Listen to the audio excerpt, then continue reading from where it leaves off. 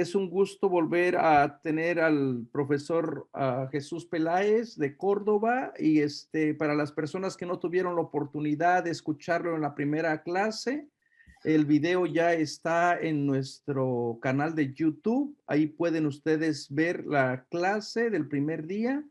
Y hoy vamos a comenzar con nuestra segunda clase. Bienvenido, Jesús, y los micrófonos son tuyos. Buenas tardes a todos. Y lo que vamos a hacer es pasar las pantallas de la primera clase que nos sirvan para recordar por dónde íbamos y comenzar la clase de hoy. Esto lo haremos prácticamente en muy poco, en cinco minutos no más, ¿no? El título, como vemos en esta primera pantalla, era Jesús y el dinero en tiempos de COVID. Y le dedicamos casi todo el tiempo al COVID, ¿no? Algunos me han dicho que cuando llega lo de Jesús, y he dicho que calma, ¿no? Que todo se andará, ¿no? En la segunda pantalla puse lo que es el esquema. En realidad llevamos un punto, el shock pandémico, ¿no? Hoy vamos a hablar de los principios básicos del neoliberalismo y, si nos da tiempo, empezaríamos a hablar de las dos caras del dinero en los evangelios, ¿no? Siguiente. Tenemos, yo creo que no hace falta simplemente irlo leyendo, ¿no? El primer punto del programa es el shock pandémico y todo se reducía a que vivimos en un mundo radicalmente desigual, ¿no? Hasta en la vacunación, ¿no? ¿Seguimos? Y no solo hablamos de la pandemia del coronavirus, sino también de esa otra gran pandemia que hay, que es la pobreza en el mundo, ¿no? Sí.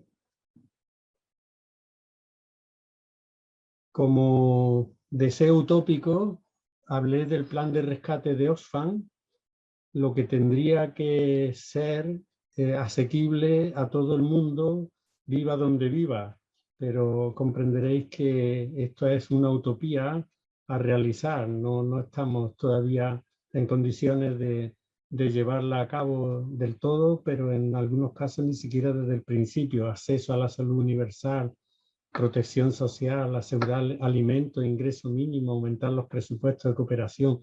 Todo esto son propósitos que tiene mucha gente en nuestro mundo, pero que lamentablemente no los tienen asumidos los dirigentes, los poderes de nuestro mundo, que en realidad ahora lo estamos viendo en la reunión del clima, como se ha hablado mucho, pero vamos a ver a qué conclusiones eficaces se llega, no a expresar deseos, sino que haya un verdadero compromiso, ¿no? ¿Seguimos? Y todo esto para un mundo que ha cambiado geoestratégicamente. Hablábamos de que el mundo era bipolar, Estados Unidos y Rusia, pero que ahora vivimos en un mundo mucho más complejo. Estados Unidos, Rusia, China y junto con China otros países emergentes del este asiático. De forma que lo que sucede ahora es que ya no solo mandan o gobiernan los gobiernos en los países, sino que hay otra serie de poderes que no se pueden controlar, que son los que están imponiendo el modo de ser y de vivir de los ciudadanos del mundo. ¿Seguimos?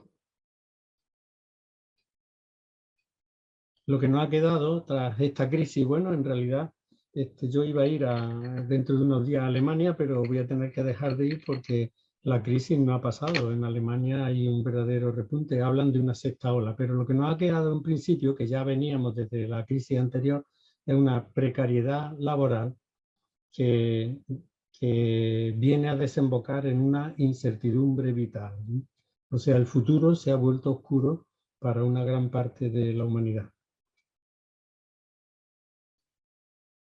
Una humanidad que está ahora mismo sumergida en tres grandes crisis de las que hablamos: la crisis democrática, la crisis social y la crisis ecológica. Y en este punto de la crisis ecológica dedicamos varios apartados a lo que está sucediendo estos días a nivel internacional. ¿Sí? ¿Seguimos? Que es la reunión de la cumbre del G20 y la reunión del clima en Glasgow, ¿no? La reunión del clima en Glasgow no ha terminado todavía, ¿no? ¿Sí? Sí parece que va a cuajar ese compromiso de limitar el calentamiento global a 1,5 grados por encima de la media de la era preindustrial. Parece que esto hay un propósito de hacerlo, y también en no bonificar el consumo del carbón en el mundo. ¿Sí?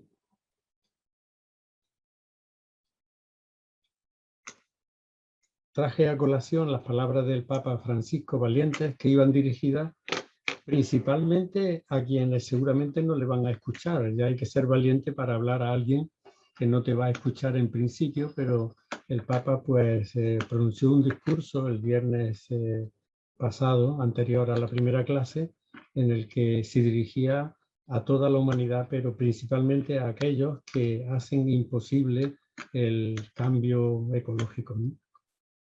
¿Sí? El planteamiento es después de la crisis ¿qué? Y yo veo que por muchas personas que conozco que estamos deseando volver a la antigua normalidad, ¿no? Volver a la situación anterior, ¿no? Pero las propuestas de algunos profesores ilustres a los que cité en el día pasado eran más bien de tipo bastante positivo, que se va a implantar un comunismo internacionalista adaptado al siglo XXI, volver a un nuevo capitalismo salvaje, ¿no? Y yo me preguntaba que si hay lugar para la esperanza, si hay lugar para construir un mundo alternativo. Y si el Evangelio, que son unos textos del siglo I de nuestra era, puede aportar una salida a este mundo neoliberal. ¿Seguimos? Bien, y aquí es donde comenzamos propiamente nuestra clase. Esto nos ha servido de repaso y todavía nos queda un poco para llegar a ver el pensamiento de Jesús. En primer lugar, hago aquí una pregunta, ¿no? ¿Es posible modificar este neoliberalismo o posneoliberalismo? ¿Es posible corregirlo? Porque en realidad, más que de neoliberalismo, lo que podemos hablar es de posneoliberalismo. Ya no es una idea esta nueva, ¿no? Porque ya en el año 99 el Foro Económico Mundial prefirió hablar así, porque incluso los poderes que rigen este mundo neoliberal estaban pensando ya y sintiendo la necesidad de introducir ciertas correcciones a la ideología liberal. La necesidad primero de regular los flujos internacionales de capital especulativo, de cartera. Esto que está pasando hoy, que sin hacer ningún negocio, sin emprender nada, los ricos con la bolsa pues se enriquecen simplemente cambiando el dinero de un sitio a otro, sin que ese cambio sea algo productivo o creativo, de puestos de trabajo que ayuden a vivir dignamente, ¿no?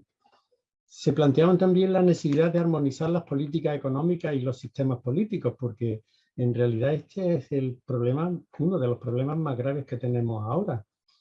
Una cosa es lo que los gobiernos desean hacer, me refiero a los gobiernos que desean un cambio de izquierda y que sea razonable en la línea de lo social, y otra cosa es los sistemas políticos o las ideas políticas que tienen los que gobiernan nuestro mundo. Y esto habría que armonizarlo, habría que armonizar la economía, una economía que fuese para el bien común, con los sistemas políticos. Y también habría que regular la relación entre desigualdad, gobernabilidad y viabilidad de las políticas de mercado, ¿no? Fijaros que muchos de los factores que hoy día están influyendo en nuestro mundo, de las grandes agencias, de las grandes empresas, no favorecen la gobernabilidad de los países, más bien están imponiendo unos comportamientos que, como decíamos el otro día, no son en modo alguno votados por el pueblo y por tanto no son democráticos. ¿Es viable esta política de mercado sin saciedad? Estas tres ideas se plantearon ya en el año 99 y sin embargo pues todavía no se han llevado a la práctica. Bien, es en el contexto de esta tan cacareada globalización de este mundo post-neoliberal donde tenemos que indagar qué dicen hoy a los seguidores de Jesús sus antiguas palabras sobre el dinero. Digo antiguas porque se pronunciaron en el siglo I, pero tan actuales, porque creo que tienen valor hoy en nuestro mundo. Y también cómo se han de interpretar, porque ya dije el otro día, también dije en la clase anterior, las palabras de Jesús aplicadas hoy en nuestro mundo han cambiado de destinatarios, ya no son los aldeanos del siglo I. Jesús fue un profeta fundamentalmente para aldeanos, con una incursión en Jerusalén. Nunca entró en las ciudades helenísticas que había, que eran grecorromanas. Jesús predicaba para aldeanos, pero ahora los destinatarios es un mundo, los individuos de un mundo totalmente diferente, un mundo digitalizado, un mundo que va a una prisa astronómica. La cultura de tiempos de Jesús, que era una cultura fundamentalmente agrícola, ha cambiado, ¿no?, por la cultura de nuestro mundo. Y también hemos cambiado de época, ¿no? Y es que las recetas evangélicas, cuando se presentan, y eso lo vemos por los grupos fundamentalistas, no son ya viables hoy en muchos casos, ¿no? Y esto hay que tenerlo presente. Aplicar el Evangelio al pie de la letra puede ser realmente contraproducente. Hay que ver en cada momento cuál es la intencionalidad del autor y tratar de traducir eso que quería hacer con el plan o proyecto que proponía con lo que hoy podríamos hacer con esas palabras y cómo aplicarlas, ¿no? Por ejemplo, este consejo de Jesús de vender y dar, ve y vende lo que tiene y dalo a los pobres, esto sirve para casos de emergencia. Evidentemente, cuando hay alguien que está muriendo de hambre, lo primero que hay que hacer es darle de comer. Pero vender y dar no es una fórmula que sea hoy aplicable a gran escala, porque en definitiva generaría más pobreza. Las palabras de Jesús o los consejos de Jesús al joven rico, de lo que hablaremos más adelante, no sirven ya. Ve y vende lo que tiene y dalo a los pobres y después sígueme. No, sigue en pie lo de sígueme, pero la fórmula que Jesús aconseja en nuestra sociedad ya no es válida. Hoy habría que traducirlo más bien por otras palabras, como Jesús le diría que al joven rico: crea con tu dinero puestos de trabajo para que la gente lleve una vida digna y para que desaparezca la pobreza. Esta sería posiblemente la aplicación un poco genérica, pero en esta línea tendría que ir el entendimiento de la comprensión de las palabras de Jesús. Aplicar los consejos de Jesús a nuestro mundo es urgente, pero como digo, Jesús hablaba para otro mundo muy distinto y muy distante del nuestro. Por eso el cristiano tiene que tener un conocimiento certero de cuáles son los principios que rigen nuestro mundo por neoliberal para adaptar el mensaje a las nuevas circunstancias. De ahí que yo le esté dando tanta importancia a dar unas pinceladas sobre el mundo en el que vivimos, ¿no? Tal vez del mensaje de Jesús nos queden solo los grandes principios, pero también la encomienda o la tarea ardua de traducirlo a este mundo para luchar especialmente contra lo más llamativo y lo más urgente de todo, que es contra la pobreza y la desigualdad a todos los niveles. Una desigualdad que hemos visto cómo con la COVID no solo no ha disminuido, sino que ha aumentado. Por eso voy a presentar ahora brevísimamente cuáles son los principios básicos del neo o del post-neoliberalismo, porque esto en realidad no ha cambiado mucho, ¿no? Podríamos decir cuáles son los contravalores, porque no son valores que rigen nuestro mundo. Alguno de vosotros, o de vosotras en este caso, habló el otro día que había una verdadera crisis de valores, ¿no? Y creo que sí, que esto está a la base de todo este cambio que está sufriendo la humanidad. Hemos abandonado los antiguos valores, pero no hemos afirmado unos nuevos valores que rijan el mundo. Y en su lugar, pues están rigiendo los contravalores del post-neoliberalismo. Bueno, quiero decir, para ser justo, cuando hablamos así en conferencias o en clases, debéis de pensar que uno no lo inventa todo. Uno se informa y lee y toma de un sitio y de otro, de forma que yo sería injusto decir que estas conferencias son de Jesús Peláez, no son de Jesús Peláez y mucha gente más. Entre esa mucha gente más o compañeros, me quiero citar, porque lo que voy a decir a continuación, voy a seguir la idea del profesor y amigo Eduardo Arens del Perú, sacadas de un trabajo que me hizo llegar hace bastante tiempo, pero que todavía siguen siendo muy útiles. ¿Cuáles son los principios básicos del neoliberalismo? Son 3. Vamos bien de diapositiva, sí, ¿no? La primacía del individualismo, el primero. El predominio del materialismo, el segundo. Y la preeminencia del hedonismo. Individualismo, materialismo, hedonismo. Esto puede servirnos para recordar en qué consiste esto del neoliberalismo. Individualismo, materialismo y hedonismo. Según estos principios, el centro de la actividad humana es el individuo, ¿no? Más que el Estado. Lo que hay que hacer es, según los principios del neoliberalismo, que el Estado intervenga lo menos posible, ¿no? Que sea el individuo el que gestione pues, su quehacer cotidiano y que también gestione su futuro. Esto no es verdad, no sirve. Lo hemos visto en la pandemia. Todos aquellos que proclamaban que cada uno se salve, nos hemos dado cuenta que si nos salvamos en grupo, y si nos salva alguien, nos salva el Estado. El centro de la actividad humana es el individuo, ¿no? El individuo debe estar en el centro, pero el centro de la actividad humana no es el individuo, ni su libertad como valor absoluto y sin referencia comunitaria. Esto desemboca, este principio del individualismo, en un individualismo beligerante, en una insolidaridad que crea una franja de marginación y exclusión social cada vez más amplia y en una feroz agresividad y agresiva competitividad, ¿no? Estamos viendo estos días en España cómo, hablando de los desahucios y tratando de poner tope a los alquileres de las viviendas, hay quienes de la derecha defienden que hay que dejar la libertad de mercado. Pero claro, el problema es que esa libertad de mercado de esos individuos poderosos que tienen tantas viviendas se convierte en una esclavitud que acaba con la libertad de los individuos que no pueden tener de una vivienda, disponer de una vivienda porque el alquiler ha subido muchísimo. El centro de la actividad humana no puede ser el individualismo, sino el individuo, y el bien de este es lo que hay que pretender. En el neoliberalismo, el valor supremo que lo rige todo es el materialismo. Esto no es de ahora. Yo creo que en nuestra cultura y nuestra civilización a lo largo de la historia ha incidido fundamentalmente en el materialismo, en el culto que se puede traducir en el culto al dinero.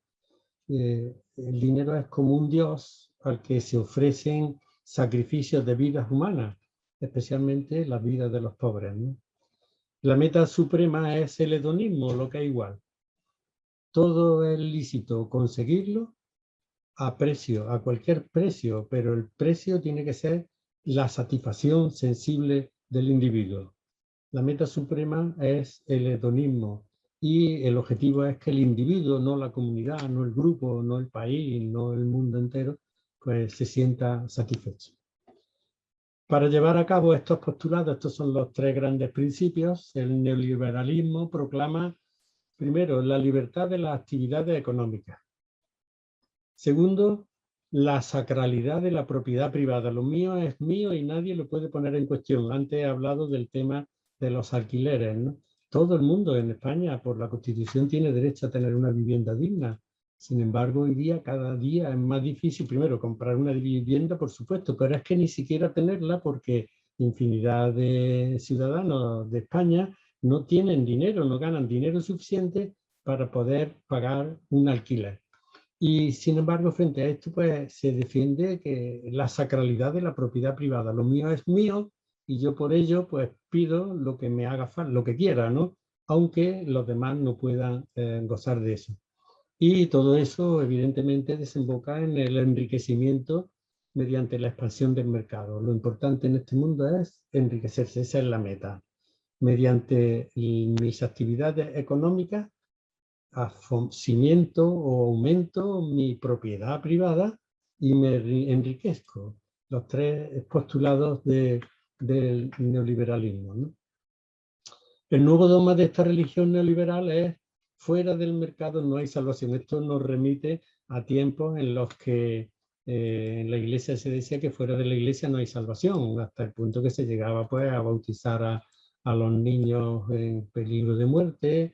En fin, venía aquella historia de la confesión antes de morirse. Fuera de la iglesia no hay salvación, ¿no? Hoy día eso lo hemos superado, ¿no? Porque la iglesia ya defiende un amplio ecumenismo. Y además porque no hemos sabido leer el Evangelio, porque en el Evangelio casi siempre la salvación viene de fuera. Y Jesús mira a salvar a los que están fuera para que estén dentro y no mira tanto a los de dentro. Fuera del mercado no hay salvación. El método que emplea el neoliberalismo es la libre competencia, de la que el Estado debe estar ausente. Eso es una cosa de particular, en la libre competencia. Y en la libre competencia, ¿qué es lo que sucede? Pues gana quien tiene más, quien puede más. ¿Quién vence? Vencen los fuertes, los poderosos, los ricos, los hábiles, los listos, diríamos. ¿Y quién pierde? Pues los que no cuentan para nada. Pierden los pobres, pierden los desfavorecidos, ¿no? De forma que en este mundo en el que vivimos, si no puedes comprar o vender, no existes. Y esto es terrible porque hay mucha gente que no puede comprar ni vender, ¿no?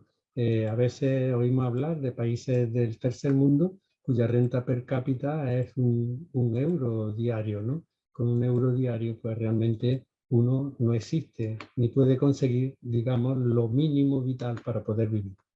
Tanto tienes, tanto vale, dice el refrán castellano. Y esto es el principio del neoliberalismo. El neoliberalismo pone el acento en el mercado plenamente libre, global, sin barreras comerciales ni financieras y con un papel del Estado muy reducido y a costa de una pérdida de derechos sociales, ¿no?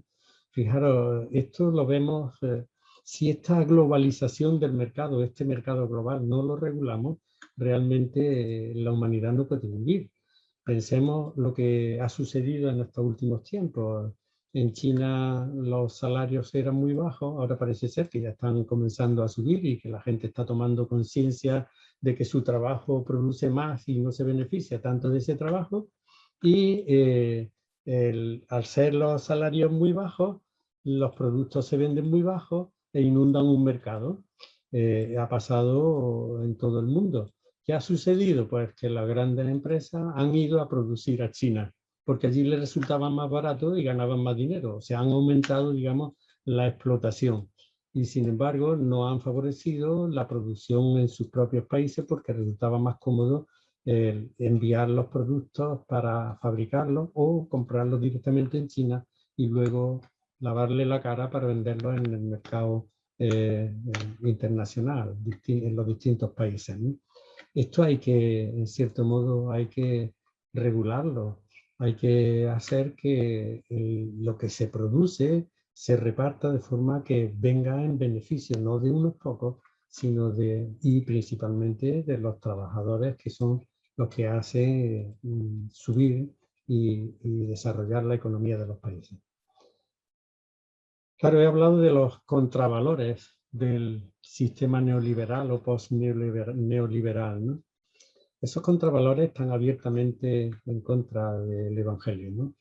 El sistema, dentro de este sistema, nos podríamos preguntar, ¿se puede ser cristiano y neoliberal? Claro, eso Jesús lo dice de otra forma. ¿Se puede servir a Dios y al dinero? La respuesta de Jesús la veremos, es tajante, ¿no? Si la economía, y cuando hablamos de la economía, tenemos que decir el capital o los mercados, es el valor supremo. Si el mercado global o la globalización del mercado es el único camino a seguir, si la propiedad privada, lo mío es sagrada, Y si el enriquecimiento mediante la expansión del mercado es la meta a la que se denomina desarrollo, habría que preguntarse si cabe todavía preguntarse si se puede ser cristiano y neoliberal. Porque creo yo que nada hay más ajeno al Evangelio que estos principios con los que dicen que se pretende conseguir la calidad de vida, la calidad total, basada principal y casi exclusivamente en el enriquecimiento, la competitividad, la codicia y la acumulación de capital, ¿no? El resultado de la aplicación de estos principios es que hay una inmensa mayoría de la gente que no tienen calidad de vida. Hemos visto además que con la crisis esto se ha acentuado, con la crisis del COVID. Muchísimos ciudadanos de la clase media, al perder su empleo, al tener que cerrar sus negocios o tenerlos cerrados durante bastantes meses, han quebrado y han pasado de la clase media a la clase pobre. Estos principios del neoliberalismo, con esto no se consigue la calidad de la vida para todos, sino, eso sí, una calidad de vida vergonzante para los que consideramos que es injusto, para esos grandes ricos o esos poderosos que rigen nuestro mundo. En esta sociedad, por tanto, neoliberal, la tan propugnada libre competencia en términos de mercado no es tal. ¿Por qué? Pues porque no crea igualdad, sino desigualdad, desde el momento en que hay muchos que ni siquiera pueden entrar en el juego de la competencia. Es injusta, además de crear desigualdad, es injusta por sí misma, desde el momento en que hay muchos millones de seres humanos del planeta que no pueden competir en nada ni con nadie, al no tener nada que comprar ni vender, porque no tienen acceso al mercado, ¿no? En la nueva religión del mercado, que esto sí que es una verdadera religión, Jesús en el Evangelio dijo: no podéis servir a Dios y al dinero. Jesús estaba convencido de que el dinero era un Dios, el fuerte competidor del Dios que él proclamaba como padre, ¿no?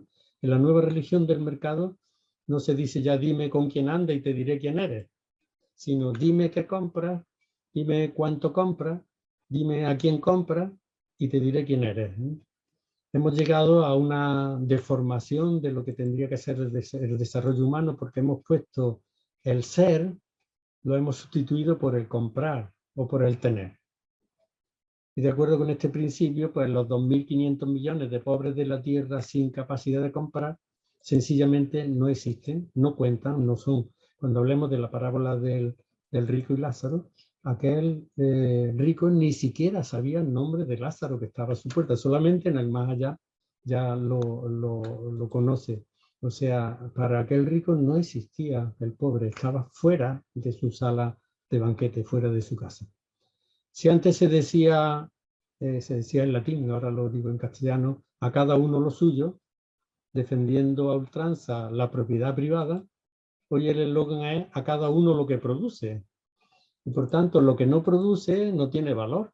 Y por eso en nuestra sociedad pues hay grupos de personas que no se los valora ni se los cuida. Pensamos en las personas mayores que las recluyen, cuando hay suerte, en residencias de ancianos y que están allí marginadas.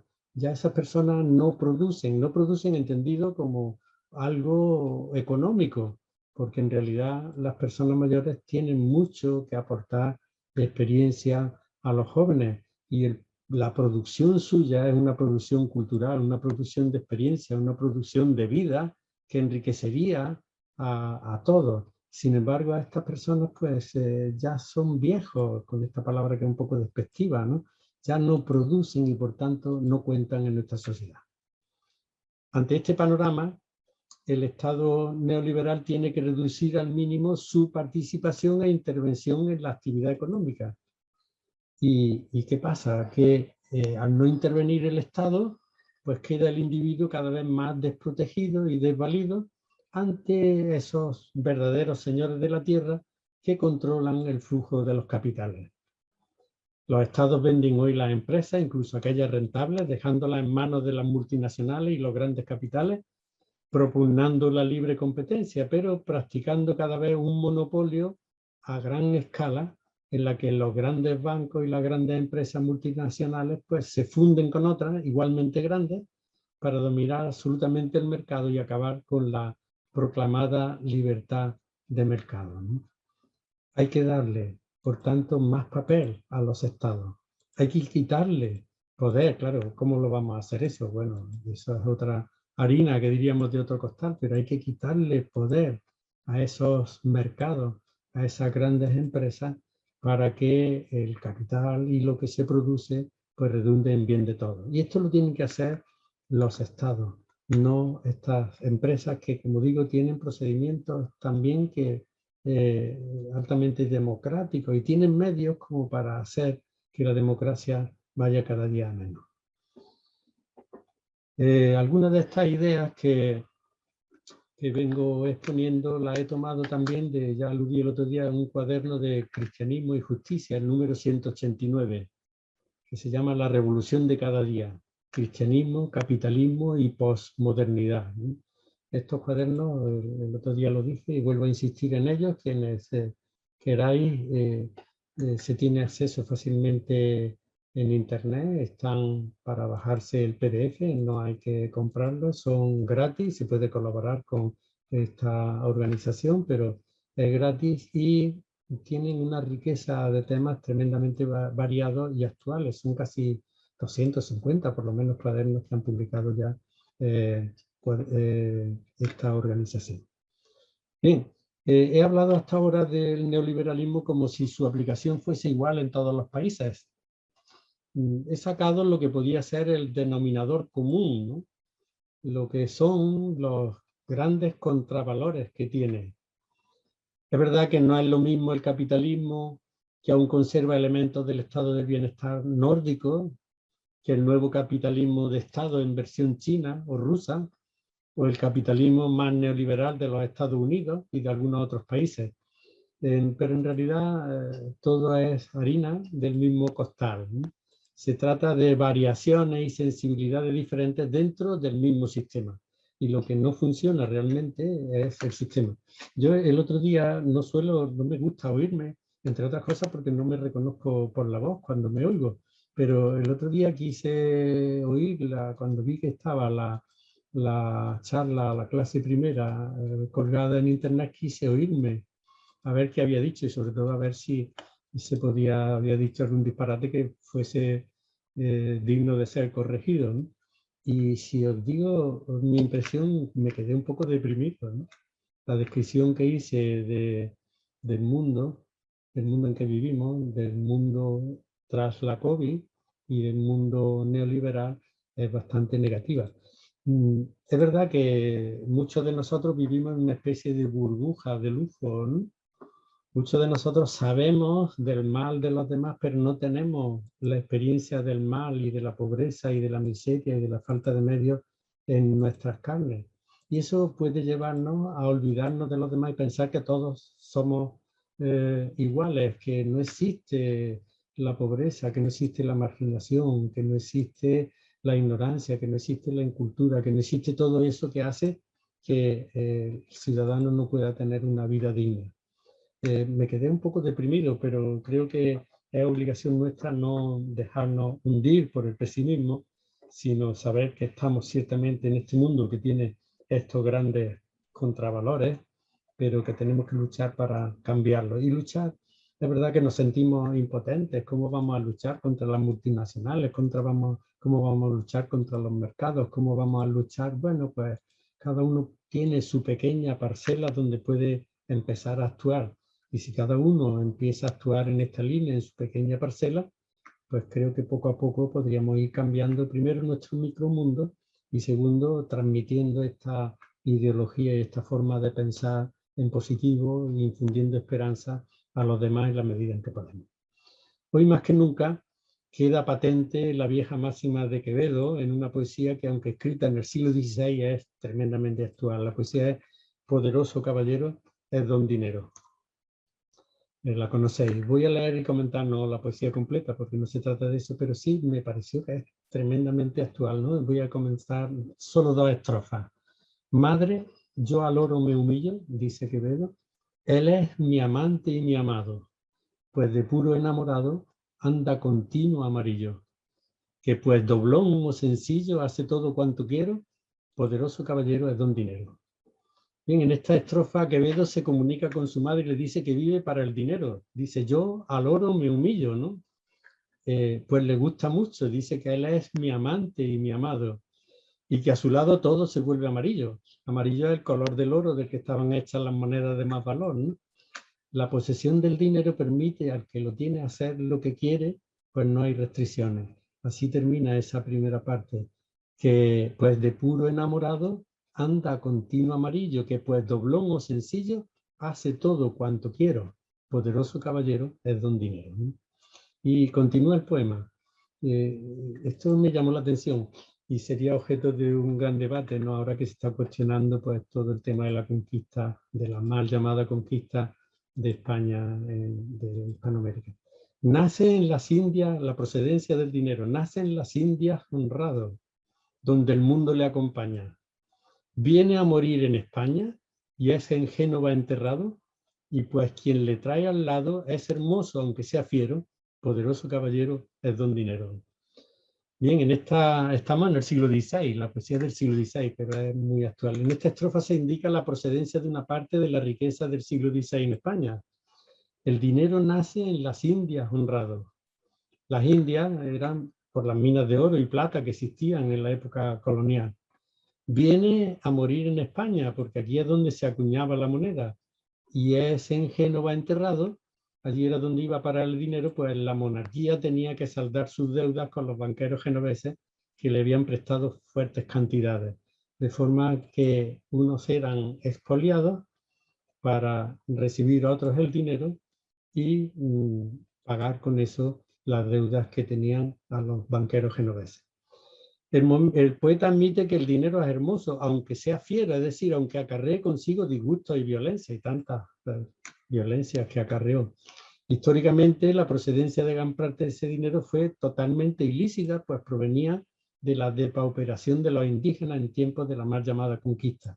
Se conseguía con tácticas militares, mediante el uso de la violencia para derrocar los imperios precolombinos y someter a las sociedades amerindias, dejando escritas algunas de las páginas más sangrientas de la historia, ¿no? Hay un libro que es antiguo, pero que es muy interesante a este respecto, que se titula La conquista de América, una revisión crítica, el libro de Espino López, ¿no? Y digo yo, qué actual es todo esto, ¿no? Si las palabras de Jesús eran del siglo I, las de Quevedo son del siglo XVI, pero son también tremendamente actuales, ¿no? Lo que pasó en la mal llamada conquista de América puede aplicarse hoy a gran escala al modo de actuar de las multinacionales, cuya riqueza principal proviene con frecuencia, o casi siempre, de la explotación de los recursos naturales de terceros países, especialmente pobres, sin que esto contribuya mucho o más bien poco a su desarrollo, ¿no? Qué actual es todo esto, ¿no? Qué actual, Quevedo, ¿no? No voy a seguir, os invito a que leáis la poesía completa, se encuentra, bueno, como hoy día, hoy tenemos la gran enciclopedia, Espasa Calpe, es internet, es una maravilla esto porque tenemos el acceso a la cultura mayor que se ha tenido en toda la historia de la humanidad y lo tenemos en el bolsillo, en el móvil, en el teléfono móvil mismo, ¿no? En el ordenador también. En el contexto del mundo neoliberal, las palabras de Jesús se revisten de patetismo, ¿no? Suenan como algo extraño. Jesús dijo, no podéis servir a Dios y al dinero. Podríamos leer, hoy dirían, no podéis servir a Dios y al capital, o al mercado globalizador, o a las agencias de calificación, ¿no? O a los señores de la tierra. Jesús decía, ve, vende lo que tienes y repártelo a los pobres, que tendrás en Dios tu riqueza, y anda, sígueme a mí. Una invitación al desprendimiento total. Bueno, un desprendimiento para acabar con la pobreza, evidentemente, no para aumentar el número de pobres, ¿no? En el Evangelio de Lucas, que es muy duro con los ricos, está esa malaventuranza. Se habla mucho de la bienaventuranza, pero se comentan menos las malaventuranzas. Ay de vosotros los ricos, ¿no? Y esta otra frase, con qué dificultad entran en el reino de Dios los que tienen el dinero. Y fijaros, cuando dicen los que tienen, entran en el reino de Dios, esto se ha mandado al más allá. Se ha entendido como con qué dificultad entran en el cielo los que tienen el dinero, ¿no? El reino de Dios es donde Dios reina. ¿Y dónde reina Dios? Pues en la comunidad que ha luchado para desprenderse del dinero y con eso remediar el mal de los demás, ¿no? ¿Con qué dificultad entran en el reino de Dios los que tienen el dinero? O sea que hoy diríamos, ¿con qué dificultad pueden estar en la comunidad cristiana los que tienen el dinero?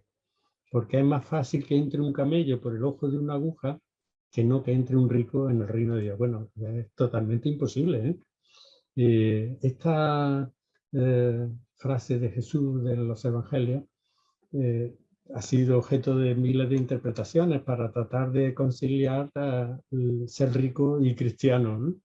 Y se ha llegado a pensar incluso que el ojo de una aguja era el ojo de la aguja de una puerta grande, el punto central, la clave de bóveda de una puerta de acceso a la ciudad o una puerta pequeña, ¿no? El ojo de una aguja, no. En los evangelios hay muchas metáforas que son, o comparaciones que son, digamos, exageradas. Qué difícil, es más fácil que entre un camello es el animal mayor, ¿sí? Por el ojo de una aguja que es el agujero menor.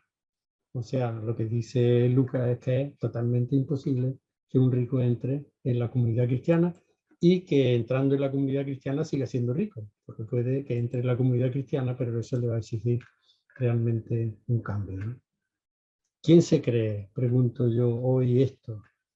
¿O quién se atreve a proclamarlo en un mundo como el nuestro? Pues bien, es precisamente en este campo, en la actitud que los cristianos debemos tener hacia el dinero, o en la actitud que todas las personas tendríamos que tener hacia el dinero, ese verdadero Dios de la sociedad neoliberal, donde aparece, a mi juicio, más nítida que nunca la alternativa que el Evangelio ofrece hoy, que de ponerse en práctica, esto es una utopía también, abriría la puerta a la esperanza en un mundo que no esté basado en el dinero, que no esté basado en los mercados, que no esté basado en el capital, que no esté basado en las acciones de los bancos, que no esté basado en las divisas, sino en el pleno desarrollo humano. Esta es la verdadera meta propuesta por Jesús en el Evangelio.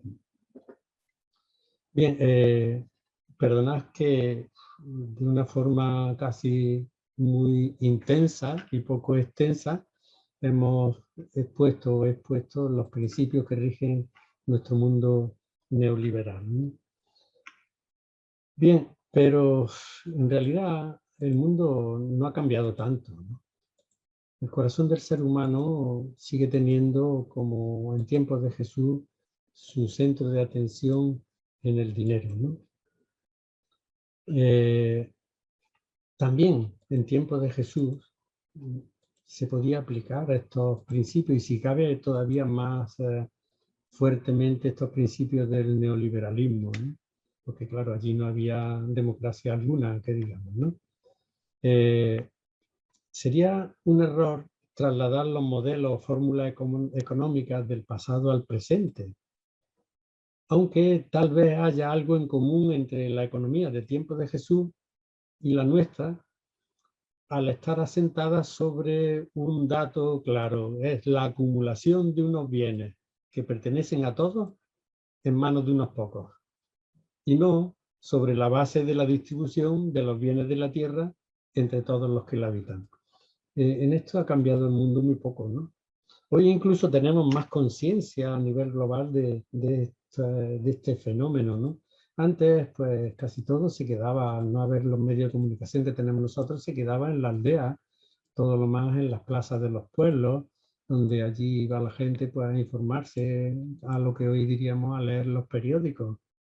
Pero sigue, esto se da hoy igual que en tiempos de Jesús, con una diferencia que veremos, pero la acumulación de unos bienes que pertenecen a todos en manos de unos pocos, se puede afirmar que era un hecho real en tiempos de Jesús, que lo fue en la Edad Media que lo fue en tiempos de Quevedo y que lo sigue siendo hoy, ¿no? Claro, es como para desanimarse. Si a lo largo de la historia no se ha conseguido cambiar esto, ¿qué podemos hacer? Tampoco hay que ser tan pesimistas. El mundo ha ido evolucionando. Evidentemente que vamos hacia un mayor bienestar en todas las sociedades, ¿no? Los países emergentes del tercer mundo van adquiriendo una mayor conciencia del valor del trabajo y van aumentando su salario y sus condiciones de vida, ¿no? En Europa hemos conseguido un estado que le llaman el estado del bienestar, aunque no sea para todos, pero sí hay una inmensa clase media amplia que es la que da estabilidad a los gobiernos y a los estados, que goza de un bienestar razonable, ¿no? Bien, en tiempo de Jesús, voy a poner unos ejemplos.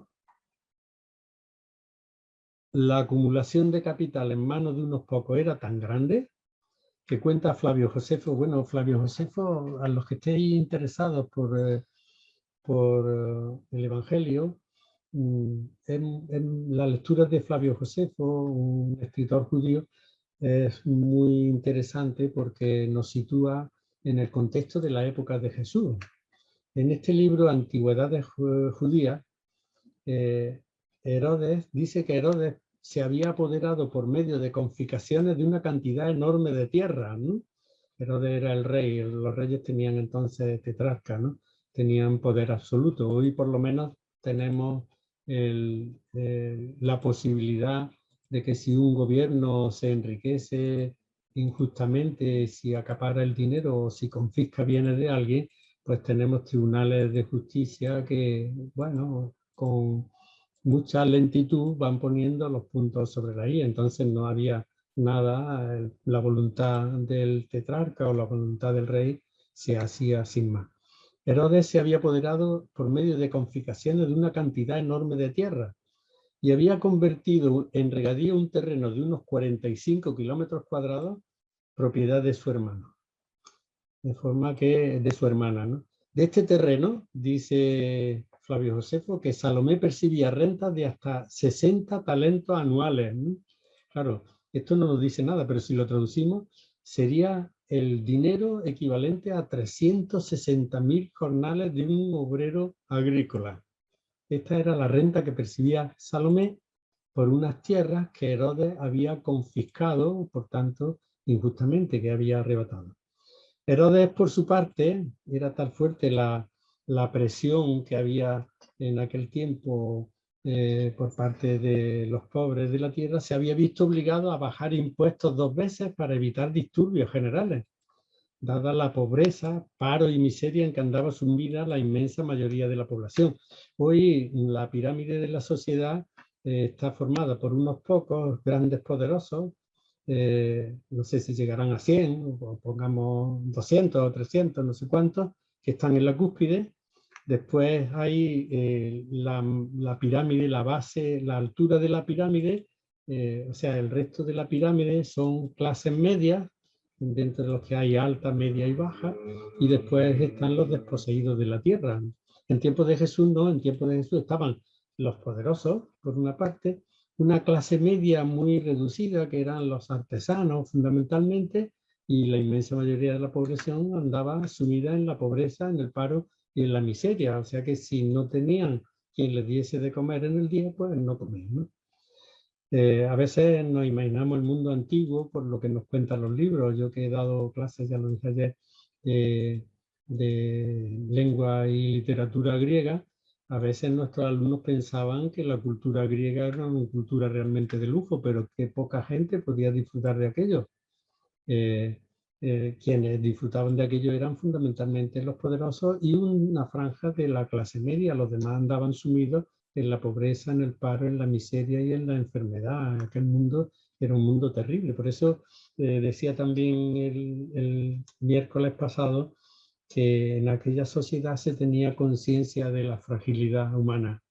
Nosotros la hemos perdido. Bueno, gracias a la COVID yo creo que estamos rescatándola. Nos hemos dado cuenta cómo ese virus insignificante, microscópico, ha puesto en tela de juicio no ya un país, sino como ha sucedido con otros virus que se han quedado en países del tercer mundo, sino cómo ha puesto de patas arriba, que se dice, a la humanidad entera, ¿no? Sabemos también que además el virus este es bastante democrático, lo digo en plan de broma, porque afecta tanto a ricos como a pobres, ¿no? El otro día, hoy decía que tenía programado un viaje a Alemania y resulta que Alemania está muy mal, está mm, viniendo una sexta ola, ¿no? Una sexta ola del coronavirus y Alemania es un país tremendamente rico, claro. También con la riqueza pues hay muchísima gente que no se vacuna porque no son, hay un movimiento muy fuerte antivacuna y la inmensa mayoría de la gente que está cayendo ahora en la COVID pues son gente que no se ha vacunado, pero imagino que allí debe haber un 40% todavía de personas sin vacunar, ¿no? Bien, sabemos también que durante, otro ejemplo, el breve reinado de Agripa I, era tan extrema la situación del pueblo que tuvieron que arbitrarse medidas extraordinarias para paliar el hambre de la población. De forma que allí no había hospitales, lógicamente, pero se estimuló la beneficencia privada, se sancionaron jurídicamente las aspiraciones de los pobres a compartir lo que quedaba no recogido en las cosechas, las uvas que después de la cosecha de uvas de la vendimia, pues quedaba por el suelo, pues se les permitía a los pobres ir a recogerlo. Lo mismo pasaba con la recolección del trigo, ¿no? Esto lo tuvieron que dar como una disposición gubernamental, ¿no? Para aliviar en cierto modo pues, la carestía en la que vivía la inmensa mayoría de la gente. Estos datos los he tomado de un capítulo de un libro que publicamos en el año 1991 que se llamaba Orígenes del Cristianismo, en el que Shlomo Ben-Ami, que fue ministro del gobierno israelí y también que fue embajador de Israel en España, en un libro que publicamos, en un capítulo de ese libro, Orígenes del Cristianismo, que se titulaba Palestina en el primer siglo de la era común. Lo que sucedía en tiempos de Jesús, en resumen, a pequeña escala, lo que sucedía en aquel país tan pequeño, porque si miramos el mapa, en realidad es un país que tiene 180 kilómetros del norte a sur y 60 aproximadamente de este a oeste, de un lado a otro. Lo que sucedía allí en pequeña escala, sucede hoy a escala global. Y además hoy tenemos mucha más conciencia de eso que sucede hoy que entonces. Con una diferencia, y es que nos estamos adentrando en una nueva época geológica que llaman el antropoceno, como el pleistoceno, en la que por primera vez en la historia de la humanidad los seres humanos somos una fuerza dominante que condiciona el futuro del planeta. La supervivencia del planeta no depende ya de terremotos o de cataclismos, sino fundamental y principalmente de nuestra actuación. En la época del antropoceno, nosotros somos gestores del futuro del planeta y somos responsables.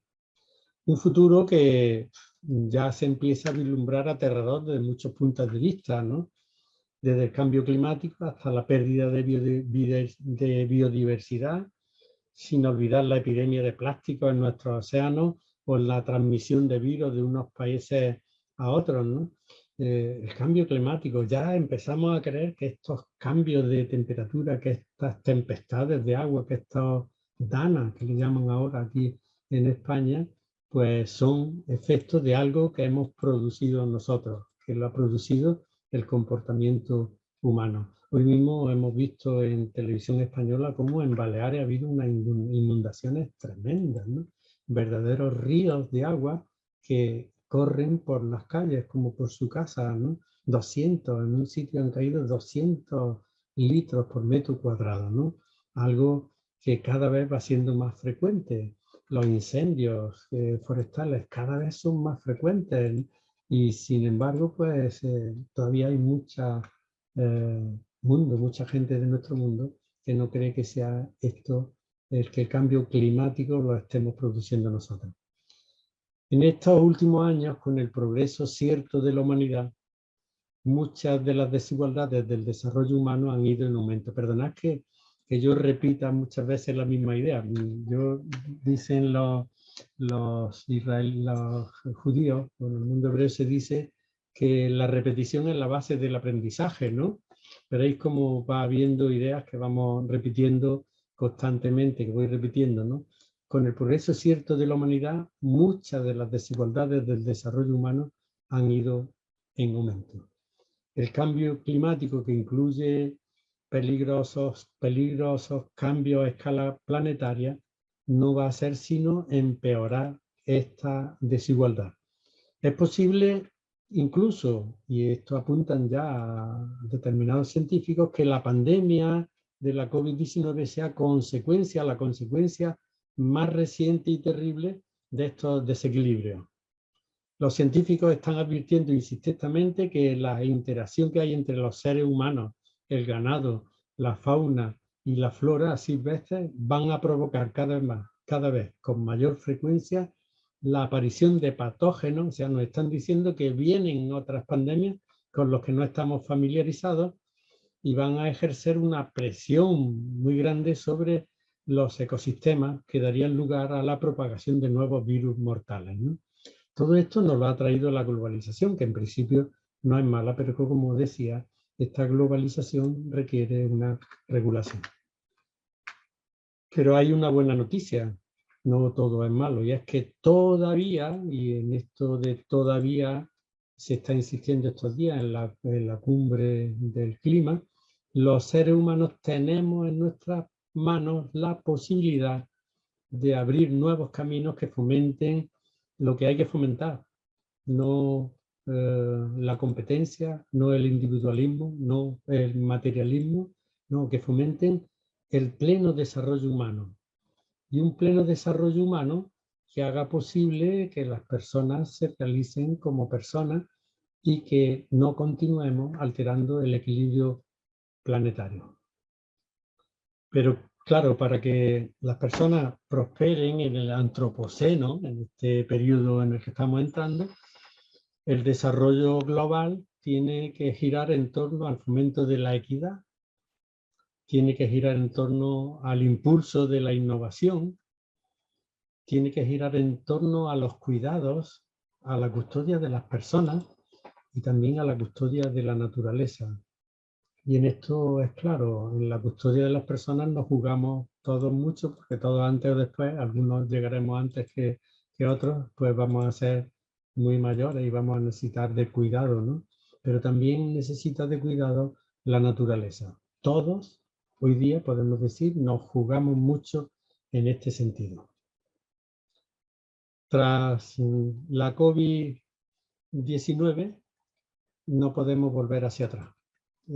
Sería un mal paso. Volver a la antigua normalidad sería un paso anormal. No debemos soñar ya con volver al mundo del que veníamos. Necesitamos cambiar la mentalidad, pero a gran escala. Ahora no solo a nivel de individuo, sino a gran escala para garantizar la prosperidad de todas las personas de este mundo, acabando con las desigualdades y para mitigar también las presiones, las fuertes presiones que estamos haciendo contra el planeta, ¿no? Hay un informe del desarrollo humano de 2020, cuya lectura os recomiendo y que se encuentra en internet, escribiendo informes sobre el desarrollo humano 2020, que da muchísimos datos que nos harán tomar conciencia, incluso y principalmente a los que vivimos en esta burbuja de bienestar, de que no todos están como nosotros y no hay derecho a que otros estén tan mal estando nosotros como estamos. Y yo me pregunto, bueno, y esta es la pregunta que ya he hecho de diversas formas, ¿puede el Evangelio aportar algo de luz a este complejo mundo que se nos viene encima? Un mundo en el que no hay oportunidades para todos y un mundo en el que, como en la parábola que ya he aludido a ella del rico y Lázaro, muchos anhelan poder llevarse a la boca las migajas que caen de la mesa de los señores. Sí, Fijaros, en aquellos tiempos, bueno, y en la Edad Media las migajas servían de servilleta, las migajas del pan, nosotros decimos en Andalucía el migajón, eran las servilletas. Bien, aquello lo tiraban en tiempos de Jesús al suelo.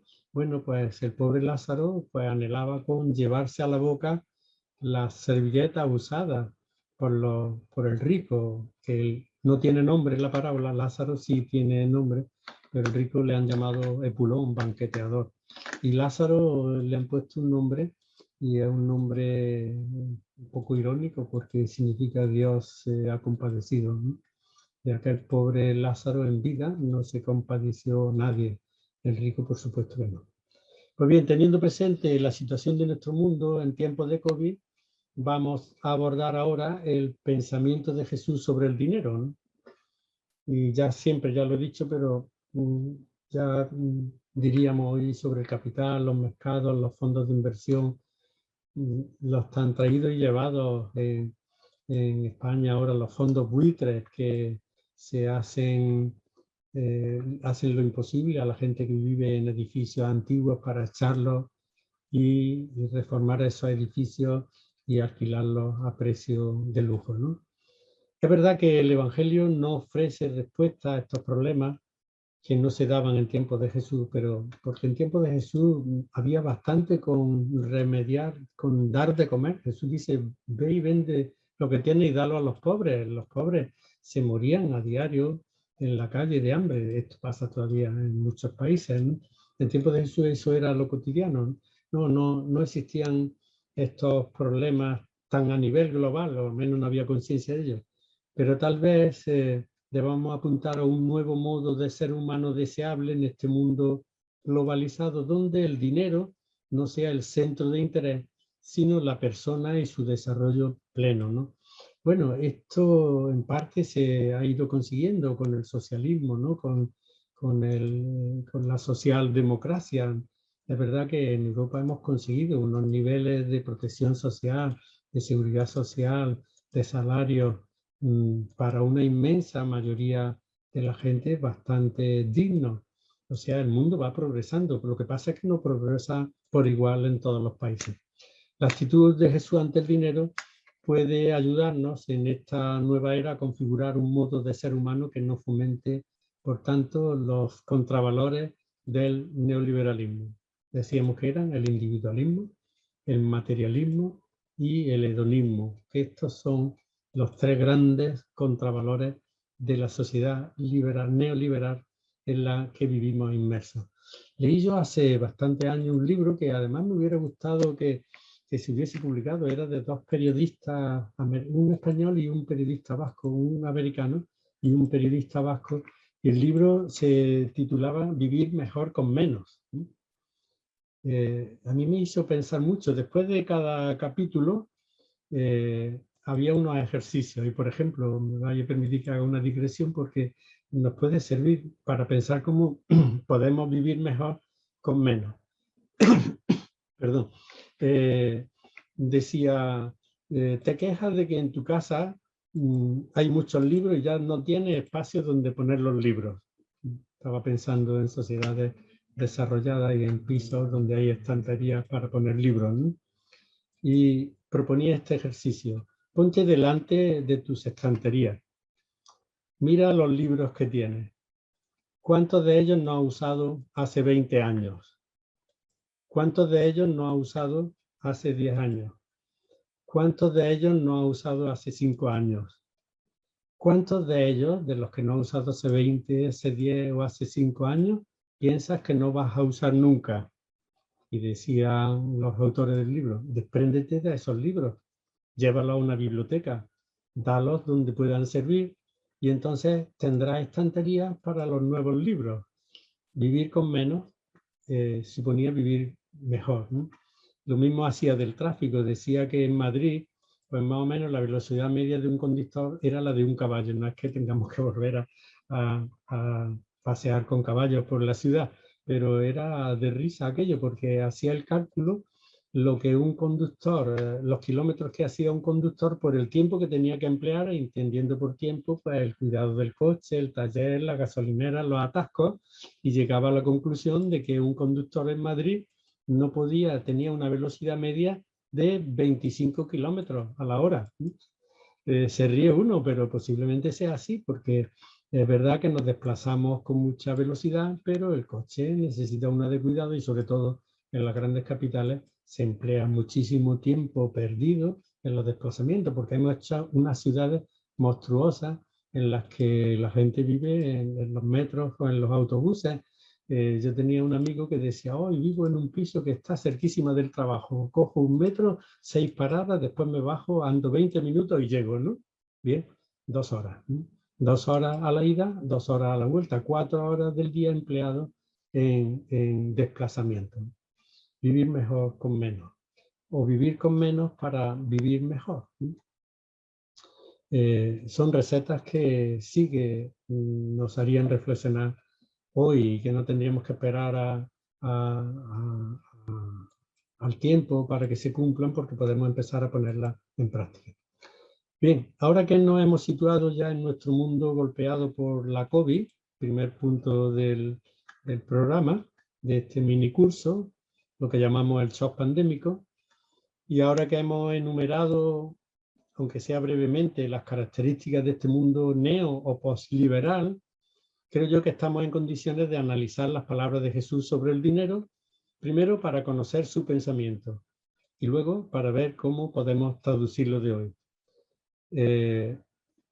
Y aquí entramos ya en el punto 3 del programa, que es Jesús y el dinero en los evangelios. Pero quiero hacer una observación antes de continuar, ¿no?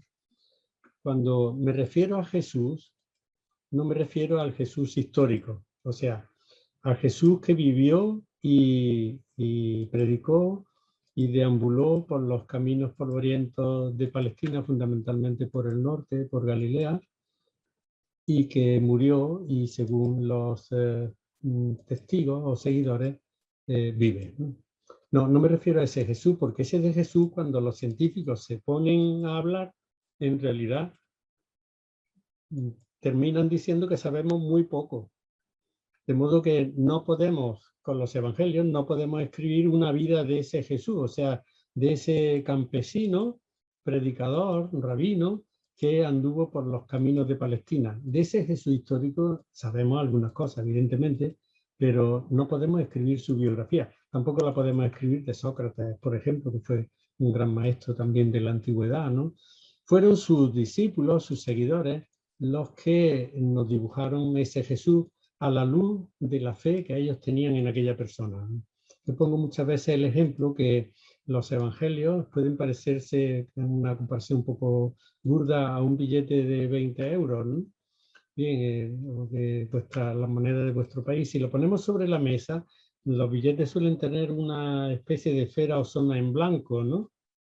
Ahí no vemos nada, pero si lo ponemos al trasluz, pues ahí se ve una imagen. Bien, el Jesús que nos dibujan los evangelios es un Jesús visto al trasluz de la fe de sus seguidores.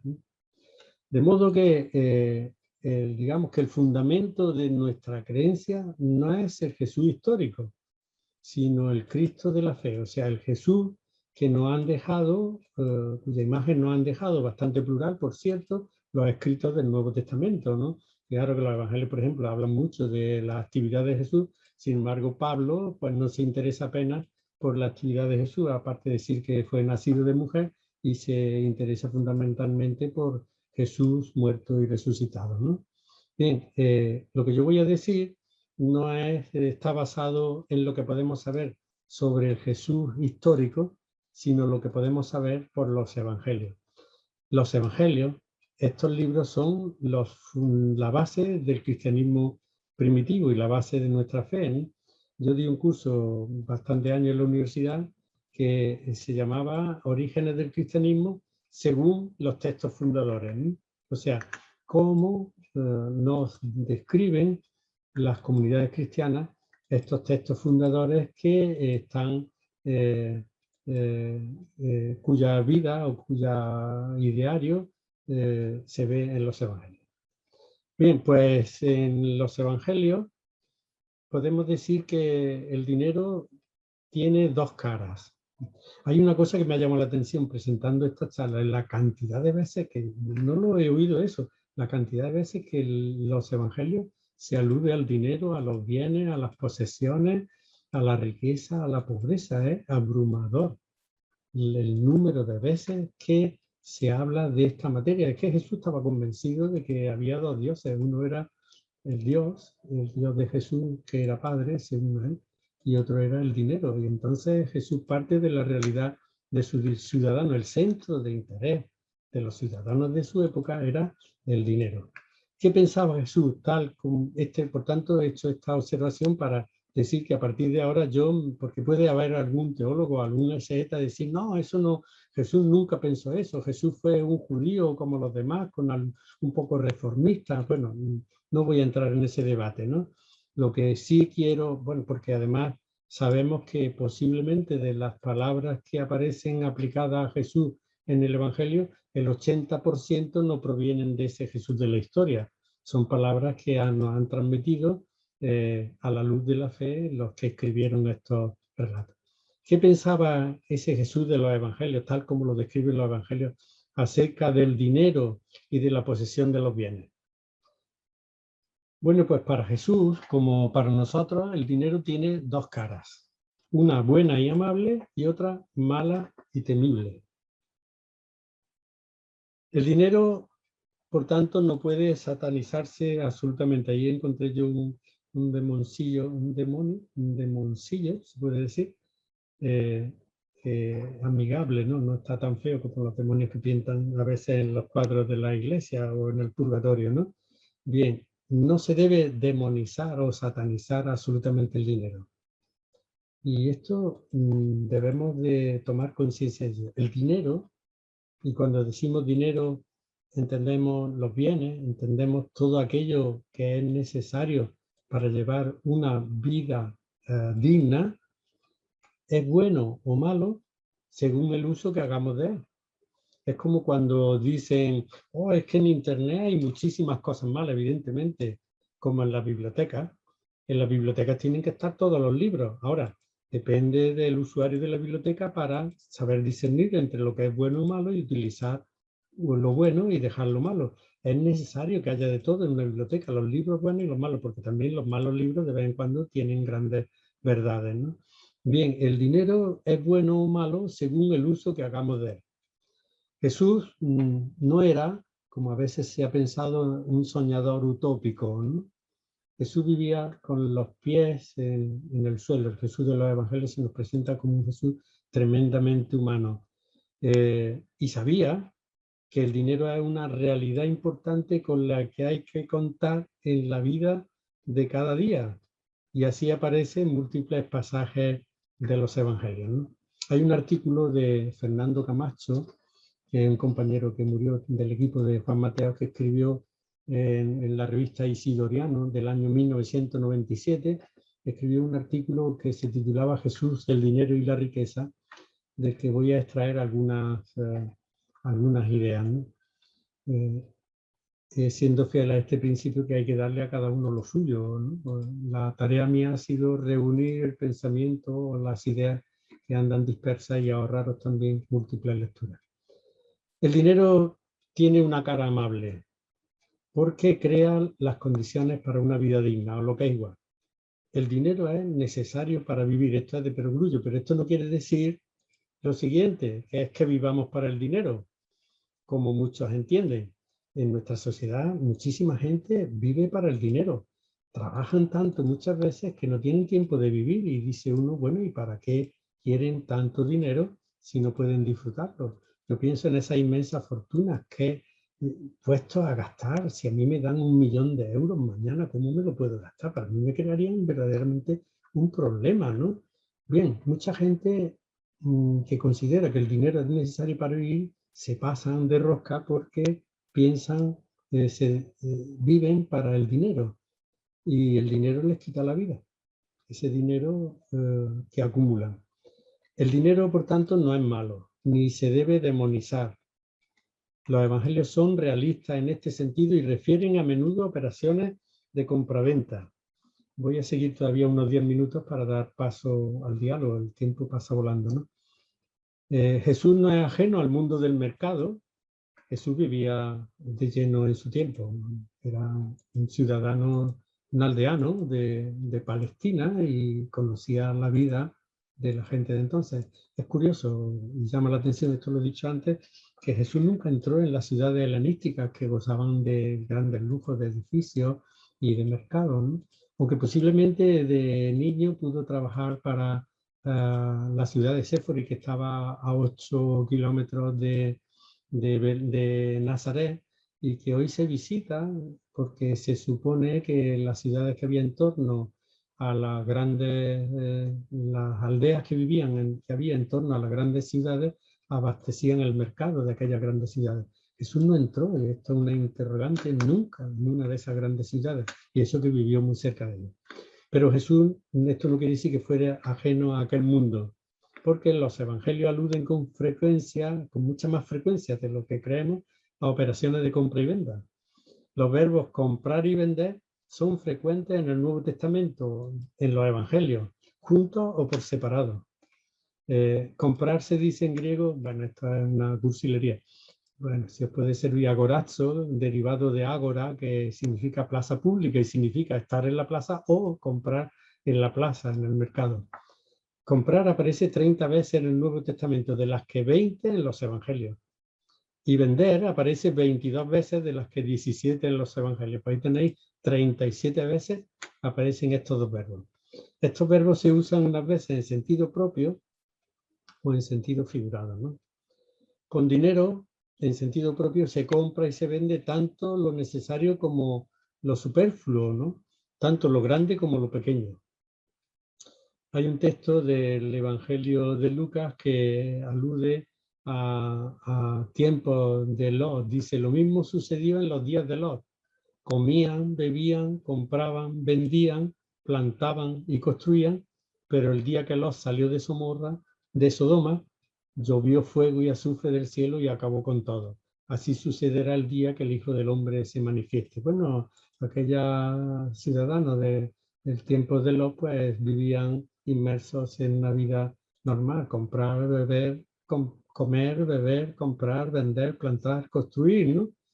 Y no pensaban que habría un día de ajuste de cuentas, ¿no? Dice, así sucederá el día que el Hijo del Hombre se manifieste. En la parábola del gran banquete del reino se dice que todos los invitados empezaron a excusarse. Y fijaros por qué se excusan. El primero le dijo, he comprado un campo y necesito ir a verlo. Otro dijo, he comprado 5 yuntas de bueyes y voy a probarla. El dinero o las posesiones son el obstáculo para que aquella gente participase en el banquete al que habían sido invitados. No, Jesús, no el dueño, el anfitrión de aquel banquete no excluyó a nadie.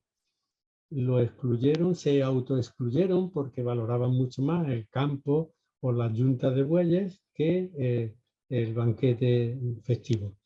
En esta parábola van a disfrutar del banquete, curiosamente, los que menos se esperan, porque al ver el anfitrión que no, los invitados oficialmente no vienen al banquete, le dice salid a la afuera y insistir para que vengan los que estén fuera. O sea, ese banquete se va a llenar de la gente que nunca podía pensar en haber ido a un banquete y simplemente pues porque los que tenían que estar dentro se autoexcluyeron. Con dinero se compran también los animales para los sacrificios, pero Jesús se muestra muy poco amigo de quienes venden en los atrios del templo explotando a los pobres. No sé si habéis caído en la cuenta, pero al expulsar del templo a los vendedores y cambistas, Jesús no dirige la palabra a estos, que eran los que movían realmente el capital. Jesús no dirige la palabra a quienes vendían objetos o cosas de valor, bueyes u ovejas para los sacrificios. Estas ofrendas solo las podían costear quienes tenían cierto poder adquisitivo o los ricos, sino que se dirige a los vendedores de las palomas que adquirían los pobres para ofrecerlas en sacrificio expiatorio por sus pecados, ¿no? El evangelista Juan dice que Jesús encontró en el templo a los vendedores de bueyes, ovejas y palomas y a los cambistas instalados, haciendo como un azote de cuerda. Esto lo había hecho ya en su tiempo Jeremías, ¿no? Para que la gente no confiase en el templo como el lugar de la salvación. haciendo como un azote de cuerda a todos los hechos del templo, lo mismo a las ovejas que a los bueyes, todo el mundo fuera. A los cambistas les desparramó las monedas, pero no le habla nada más que a los, y les volcó las mesas. Y a los que vendían palomas les dijo, quitad eso de ahí, no convirtáis la casa de mi padre en una casa de negocio. Y es que el negocio se hacía también con los pobres, también y principalmente con los pobres. Los pobres además no podían llevar sus propios animales que tuviesen en su pequeña granja o en su pequeño campo porque eran impuros.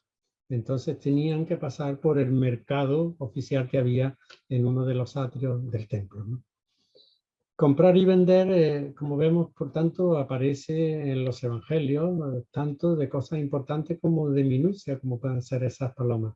Pero también se habla de comprar y vender en sentido figurado. Por ejemplo, cuando Jesús está a punto de ser detenido en el huerto, dice a sus discípulos, pues ahora, esta es una frase que se ha malinterpretado, pues ahora el que tenga bolsa, que la coja, y lo mismo la alforja, y el que no tenga, que venda el manto y se compre un machete. Ellos dijeron, Señor, aquí hay 2 machetes, y él les replicó, basta ya, ¿no? Bueno, aquí se ha utilizado esto para justificar la violencia, ¿no? El evangelista Lucas anuncia que cuando prendan a Jesús nadie va a proporcionar a los suyos sustento o defensa. Y esto es lo que quiere decir este consejo de Jesús, que los discípulos entienden al pie de la letra, como si antes de ser apresado para ser ajusticiado, aquel invitase a buscar la seguridad en la bolsa. Al enviarlo a la misión le había recomendado no llevar bolsa, ni alforja, ni sandalias, ¿no? O a utilizar la violencia para implantar un orden justo, a él que había propuesto el amor incluso a los enemigos, si es necesario. Dijo, amad a vuestros enemigos y rezad por los que os persiguen, para ser hijos de vuestro Padre del cielo, que hace salir su sol sobre malos y buenos y manda la lluvia sobre justos e injustos. Los discípulos no entienden las palabras de Jesús y le dicen, Señor, aquí hay 2 machetes. Pero Jesús ya se muestra cansado de tanta incomprensión y le dice, basta ya, ¿no? No habéis entendido nada, ¿no? Bien, esta interpretación he querido hacerla porque a veces aquí se ha utilizado esta frase para justificar la violencia, ¿no? Igualmente aconseja a Jesús 2 veces vender para comprar, aunque en sentido figurado. A quienes siendo ricos se acercan a Jesús, le aconseja venderlo todo para comprar el reino de Dios. Y ya digo que esto, comprar el reino de Dios, para entrar en el reino de Dios, debe entenderse como la comunidad, que se presenta el reino de Dios como un tesoro escondido que un hombre encuentra, lo vuelve a esconder y de la alegría va a vender todo lo que tiene y compra el campo aquel. El tesoro escondido es la metáfora del reino. O a un comerciante que buscaba perlas finas y al encontrar una perla de gran valor, esta es la metáfora del reino, fue a vender todo lo que tenía y lo compró. El reino de Dios, o lo que es igual, la comunidad cristiana en la que él reina y no el dinero, vale para Jesús más que todos los bienes. No sé cómo andamos de tiempo para dejarlo aquí y dejar un tiempo al diálogo. Nuestro anfitrión puede Muy responder. bien, muy bien. Si nos dejaste nada más emocionados con el saber más de Jesús, ¿verdad? Pero yo creo que es importante también conectar con las experiencias de la gente. Vamos a abrirlo al diálogo, a la conversación. Si alguien tiene alguna pregunta, algún comentario, por favor, pongan su Yo, mano Juan. virtual. Juan. Ok, Juan. Gracias. A ver, la primera parte que se me quedó pendiente de la semana pasada es el milagro de la multiplicación de los peces. Entonces ahí hablaron de distribución. Yo no sé si en el fondo es distribución o es multiplicación, porque si es distribución, es decir, distribuirse, los que fueron y tenían 2 panes y se repartieron, es distribución. Y ese es el kit de la economía, ¿no? Distribuir.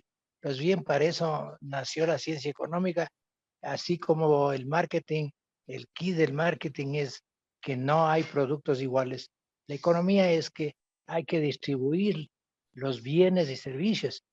Entonces, si eso es así, que la multiplicación de los peces es distribución, entonces la economía nació de ese milagro, de distribuir.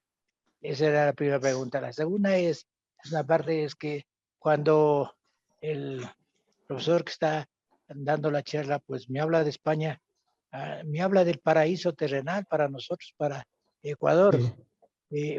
de tal manera que es el paraíso terrenal. Por eso es que se van tantos ecuatorianos en un país que 7 de cada 10 no tiene trabajo. Y allá pues me habla que no pueden pagar el arriendo. Acá ni pagar el arriendo, allá que lo llaman piso. Acá ni de un cuarto, pues de un cuarto de plástico. Entonces, y acá dentro de la pobreza, en esa pobreza que si les sigo describiendo, le va a dar infarto y no vamos a tener el próximo miércoles otra conferencia. Sí, le va a dar infarto, porque acá la pobreza es extrema. Para nosotros España es el paraíso.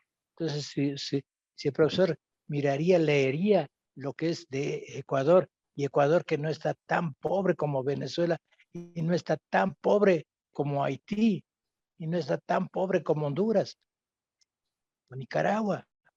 Entonces, acá sí se pone a leer y ve lo de acá sí es candela, pues, candela, porque es que la gente hoy ya está lloviendo, hace un frío fuerte para nosotros, debe estar en 6, 7 grados, y están en los semáforos ecuatorianos y venezolanos cargados sus niños pidiendo caridad o vendiendo caramelos. Miren, acá los pobres tienen un ingreso mensual de $27 para vivir la familia, $27. Entonces el profesor, que más o menos signifique cómo vivirían con $27, es decir, unos 23, 24 euros. Acá sí es fuerte, no candela, pero en esa candela que existe, sí hay pues en la parte de la economía de libre mercado, de la economía neoliberal, si hay las empresas Muchas que se... gracias, Juan. Vamos a darle la oportunidad al profesor de contestarle para que otras personas también puedan compartir. Gracias por su aporte. Jesús, ¿quieres contestar Bueno, brevemente? a mí me gustaría explicar, pero no vamos a hacerlo ahora, el relato que yo llamo del reparto de panes, ¿no? Más que distribución. En realidad decía el otro día como el título que le han puesto al relato utiliza una palabra que no aparece en ningún caso. Dice que Jesús tomó el pan y los peces, el pan lo partió y lo repartió y lo dio a todos, ¿no? El verdadero milagro de la multiplicación lo ha hecho ya la ciencia, la técnica. Hoy ya parece que hay alimento suficiente y bienes suficientes para que toda la humanidad pudiese disfrutar de lo elemental, por lo menos, ¿no? Es el verdadero milagro que tenemos que hacer es el reparto, o sea, que se reparte entre todos lo que está en manos de unos pocos, ¿no? Y que nos llegue a todos. Sí, relato recuerdo haberlo explicado en la iglesia de la mal llamada multiplicación de los panes en Israel, ¿no? En realidad es el reparto de panes lo que hace Jesús. Bueno, ya habría que ver el valor simbólico de los números y todo eso, pero no voy a entretenerme porque no dejo hablar. Lo segundo es que lo que a mí me parece realmente interesante es que, claro, yo no puedo hablar desde vuestra situación, pero vosotros sí me podéis hablar a mí desde vuestra situación. Y entonces yo al terminar la charla, pues incorporaré un acero de experiencia y de vida que no puedo tener, aunque lo sospeche, pues por lo que leo, por los datos y las estadísticas, pero no lo sufro en mi carne. Nosotros vivimos ciertamente en un paraíso comparado con muchísimos países, ¿no? Lo cual no quiere decir que como todo esto es relativo, aquí no tengamos también cantidad de pobres. Posiblemente los pobres que nos vienen en las pateras, pues sueñan que teniendo lo mínimo aquí, tienen una asistencia sanitaria, por ejemplo, tienen muchísimo más que en su país, ¿no? Esto es así. Pero lo bonito y lo interesante de esta charla con destinatarios tan plurales es que nos enriquecemos unos a otros contando nuestras propias experiencias, y posiblemente yo ya, cuando hablase la siguiente vez, pues tendría que incorporar pues la experiencia de Juan Francisco en El Salvador, ¿no? En el Ecuador, ¿no? Muchas gracias. Vamos con Edu Cris, yo creo que es un nombre compuesto, de Uruguay, y después con un Zoom. Edu. Sí, Edu Cris, es Eduardo y Cristina. Ah, pensé, así. Me quedó resonando lo de se puede ser cristiano y neoliberal. Nuestro país es un país muy pequeño, muy poco conocido a veces, pero nuestra historia ha sido de acogida a grandes inmigraciones europeas en la época de la guerra. Recibimos españoles, italianos y de todas partes de Europa. Hoy el flujo es al revés. Y si buscamos en Internet, la figura de don José Valle y Ordóñez fue un profeta en darle lugar al Estado. Él promovió que, por ejemplo, el agua, la luz, las comunicaciones, los combustibles y la salud debían de estar en manos del Estado. Por ejemplo, un combustible tiene que salir lo mismo en Montevideo que a 500 kilómetros. Se subvenciona en Montevideo lo que va a costar en Artigas, y todo el país tiene el mismo valor. Hoy, luego de 15 años de gobiernos progresistas que impulsaron la labor del Estado, tenemos un gobierno neoliberal que ha sido bendecido por el cardenal.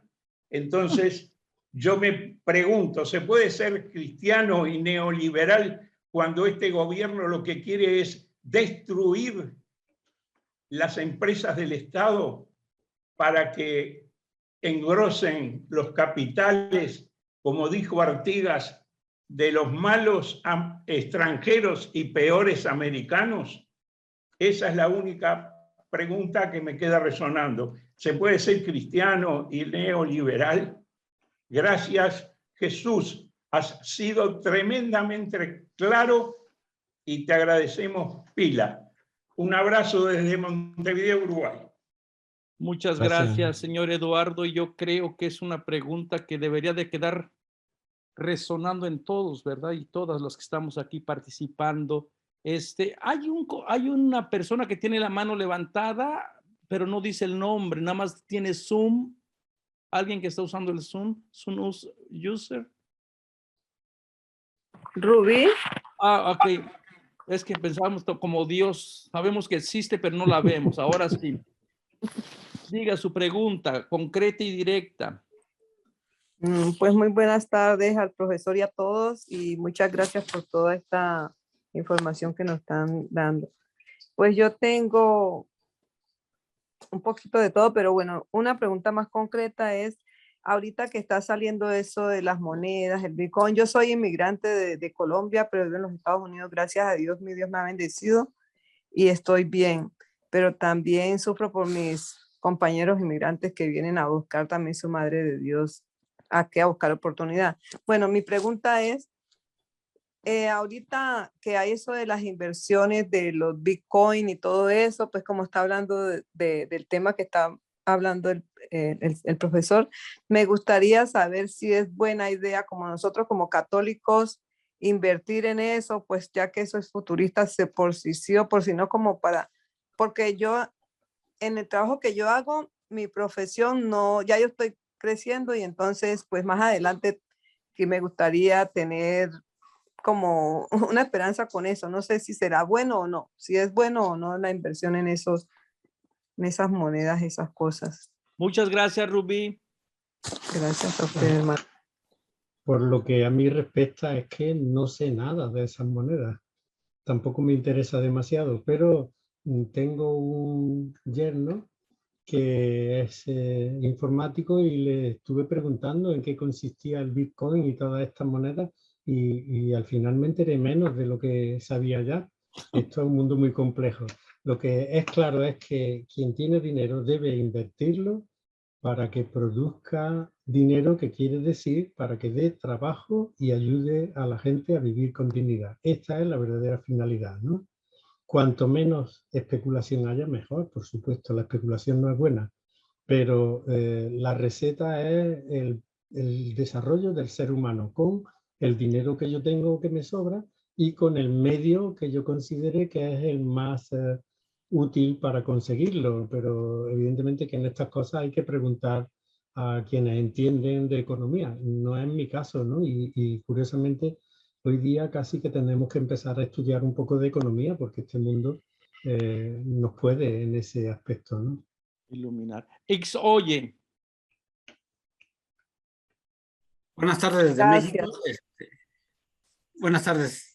Estoy en la Ciudad de Sí. México. Me falla un poco la conexión, por eso no puedo abrir mi cámara. Ok. Agradecerles a todos este curso. Yo quisiera preguntarle al expositor sobre las últimas citas que puso de Jesús en el huerto. En la primera, Antonio Piñeiro habla de que sí se puede entender que Jesús recomienda a sus discípulos comprar espadas. En la segunda, Ariel Álvarez siempre comenta de que Mateo está condicionado por la naturaleza de su comunidad, que es una comunidad pudiente, que es una comunidad que tiene recursos, parece, y siempre los dichos sobre el dinero están ahí un poquito condicionados. Hacer un par de preguntas sobre la cita, si pudiera aclarar bien. Y la otra, sí, me gustaría aportar un poquito sobre lo que han dicho, sobre el neoliberalismo, lo que decían los hermanos del Uruguay. Pues aquí en México estamos llenos de esa situación, ¿no? Yo vivo aquí en la Ciudad de México, pero mi comunidad es de Chimalhuacán. Chin, se me va a acabar la batería, perdón. Mi comunidad es de Chimalhuacán, y sigue siendo un lujo comer 3 veces al día en esas comunidades y en esa situación. Y sí, a veces es muy doloroso ver que la influencia que tiene el neoliberalismo en nuestra iglesia aquí en México, ¿no?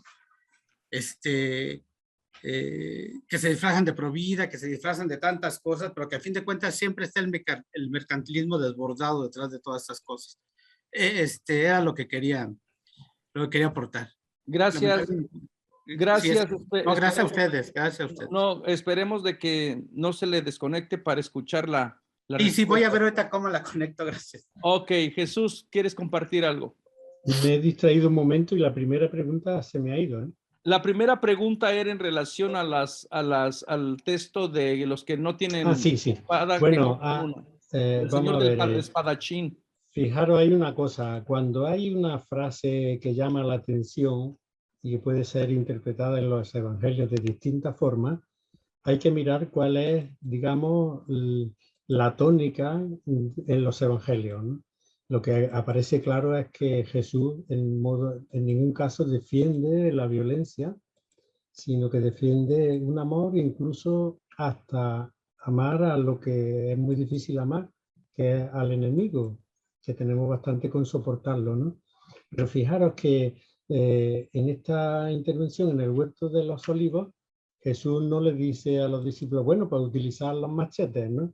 Jesús se cabrea, podremos decir esa palabra, porque Jesús se cabrearía como cualquier ciudadano en su tiempo, y le dice, basta ya, no quiero volver a hablar del asunto. Lo que yo he dicho es que os vais a quedar solos, y que antes os dije que no fueseis sin bolsa y que fueseis sin alforja, y que ahora no tenéis quien os ampare, ¿no? Pero atención, no es amparo ninguno el utilizar el machete que produce la muerte. Es verdad que hay otros biblistas que interpretan esto de otra forma, pero yo tengo un principio que me parece claro.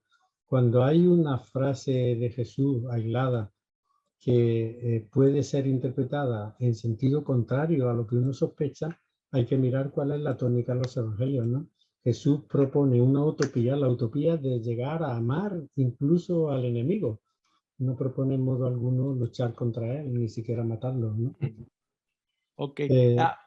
Perdón. Sí. ¿Quieres añadir algo más? No, por ahora. Ok, Berta Elena y luego Ricardo Silva. El micrófono, Berta.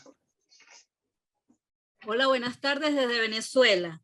Buenas tardes. Quería preguntarle al al profesor, que en su discurso se habló ampliamente de los antivalores del neoliberalismo. Y podrá hablarse entonces también más adelante en su discurso, en su propuesta académica, de los antivalores del socialismo. Esto lo pregunto porque donde yo me encuentro, que es la realidad venezolana, realmente el discurso neoliberalismo, pues lo conocemos, no lo repiten, pero quisiéramos también aportar que hay que hacer un análisis un poco equilibrado y decir también las cosas negativas y los antivalores que presentan el socialismo. Las izquierdas, con todas sus expresiones en todo el mundo, pues hay también antivalores. Pues eso era lo que quería preguntarle. Gracias, Berta. Por supuesto, el socialismo también está contagiado en algunos aspectos de los valores del neoliberalismo. Fijaros que es muy difícil que el pez pueda vivir fuera del agua, ¿no? Estamos inmersos en un mundo neoliberal y es muy difícil no caer en algunos de sus contravalores, ¿no? Y lo que es más triste todavía, en nuestra iglesia se propugnan muchos valores que son del neoliberalismo, ¿no? Y sin embargo, pues casi que se defienden como valores evangélicos. Es que es muy difícil servir a Dios y al dinero, y este milagro casi imposible es lo que se ha atendido durante mucho tiempo, ¿no? Cómo servir a Dios y al dinero, ¿no? Hay un contagio de los valores de este mundo también, lamentablemente, en el socialismo. Y esto habría que denunciarlo, ¿no? ¿Qué ha pasado? Pues que el socialismo, igual que el cristianismo, igual que el comunismo, pues se ha devaluado. ¿Cómo? Pues quitando las exigencias. Hoy día se casa todo el mundo, se bautizan por la iglesia, se entierran por la iglesia, pero no se le exige casi nada a cambio, ¿no? Quiere decir, tenemos un cristianismo devaluado. Fijaros que Jesús en los evangelios nunca habla de que los cristianos, esto dedicaré algún párrafo, tenemos que ser muchos, sino que tenemos que ser sal de la tierra y luz del mundo. Fijaros, en una comida, si hay más sal de la cuenta, se estropea. Y si hay demasiada luz, nos ciega. El cristianismo es un movimiento de pocos que tiene que transformar la realidad. ¿Pero qué hemos hecho? Hemos hecho un cristianismo de masa que no transforma nada. Y esto es terrible lo que ha pasado a lo largo de la historia. Este cristianismo se ha compatibilizado con todos los sistemas, con la dictadura. Pues imaginaros en España lo que tuvimos durante la guerra y cómo el caudillo pues, entraba bajo palio en las catedrales, ¿no? Estamos contaminados. La tarea del cristiano es procurar contaminarse lo menos posible y denunciar todo lo que hay de contaminación, especialmente en aquellos grupos que se dan de izquierda y que tratan de transformar la sociedad, ¿no? Pienso que esto sería lo que habría que hacer, pero es tan difícil ser cristiano en un mundo neoliberal, que no quiero seguir. Ok. Muchas gracias, Jesús. A Ricardo y luego Antonio. Hola a todos, buenas tardes. Mis felicitaciones al profesor Jesús. Realmente, yo iba a hacer un comentario, pero con la intervención que acaba de hacer, como que que complementó varias cosas. La verdad es que yo no sé qué preguntar. Yo creo que la pregunta no es específicamente para el profesor, sino que es para todos los que están acá, es para todos los que nos rodean. Creo que el profesor ha hecho una radiografía, pero muy bien, de lo que es nuestra realidad en cada uno de nuestros países, ¿ya? Dentro del contexto que vivimos cada uno, ¿ya? La pobreza que en Chile tal vez es diferente a la pobreza que te pueden tener en Ecuador o en España. es totalmente relativo y bajo diferentes condiciones, pensamientos, filosofías, políticas diferentes, actitudes de la misma iglesia diferente. ¿Ya? Un obispo en Chile piensa diferente a un obispo en Estados Unidos. ¿Ya? La actitud que se toma aquí en Chile frente a ciertas, qué sé yo, abusos, frente a la situación legal o qué sé yo, es diferente a la de otras partes. Pero hay un mínimo común denominador, la pobreza. En mayor o menor grado, los pobres son pobres. Y creo que el mensaje principal de toda esta charla que hemos tenido, que ha sido muy brillante, es sacar esa radiografía, es vernos dentro de nosotros mismos y ver qué podemos hacer nosotros mismos, que estamos todos contaminados. Y muchas veces no tenemos la suficiente entereza como para enfrentar esa realidad y miramos para otro lado. Entonces yo creo que el llamado aquí y toda esta realidad que Él nos ha manifestado así a calzón quitado, tenemos que enfrentarla cada uno de nosotros en forma individual al principio y después irla transmitiendo a nuestros amigos, nuestros hijos, abrir los ojos y cambiar las actitudes. Tal vez el neoliberalismo sea muy malo, pero el otro extremo también es malo. Yo creo que un justo equilibrio nos va a llevar a todos a tener lo que necesitamos y compartir lo que ya es exagerado, ya la sobredosis. Todas las sobredosis para mí son malas. Entonces, tal vez esa sobredosis es la dosis que necesita mi hermano para poder vivir. Y eso hay que tener una conciencia. Y es eso lo que yo rescato de todo este curso fantástico que usted está dando, con las citas del Evangelio, y ver qué es lo que haría Jesús en mi caso, y hacerlo yo. No en un 100% porque es imposible, pero por lo menos un 1, un 2, e ir incrementando esta forma. ¿Ya? Y no culpar. El socialismo es bueno o es malo. Yo creo que no es ni bueno ni malo.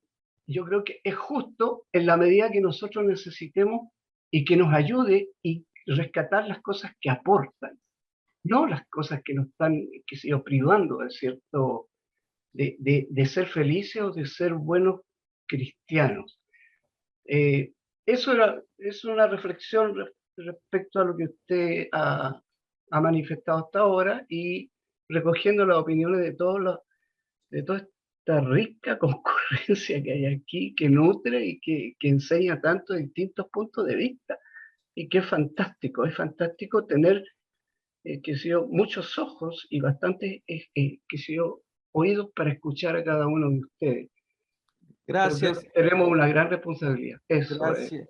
Jesús, tienes que sentirte muy halagado. Mira que Ricardo, que para que haya dicho semejantes comentarios, él que siempre está, él es nuestra voz para ver cómo un curso va. Así que Ricardo, gracias, qué bueno que le haya gustado. Y efectivamente es un curso muy valioso, muy importante. Antonio y luego Antonio Menacho. Y con estos dos comentaristas vamos a ir concluyendo para irnos a los comentarios, a los anuncios.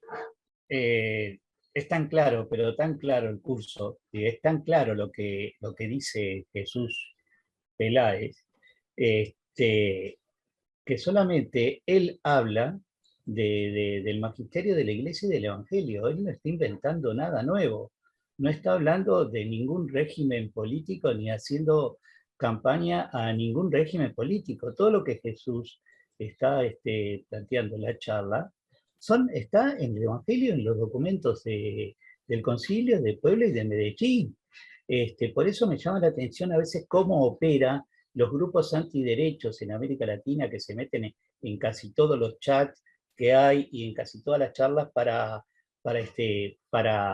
desviar la charla para los lados que busca la ultraderecha en América Latina, ¿no? Pero bienvenida sea la libertad y que opinen. Solamente eso. Muchas gracias. Gracias, hermano Antonio. Antonio Menacho.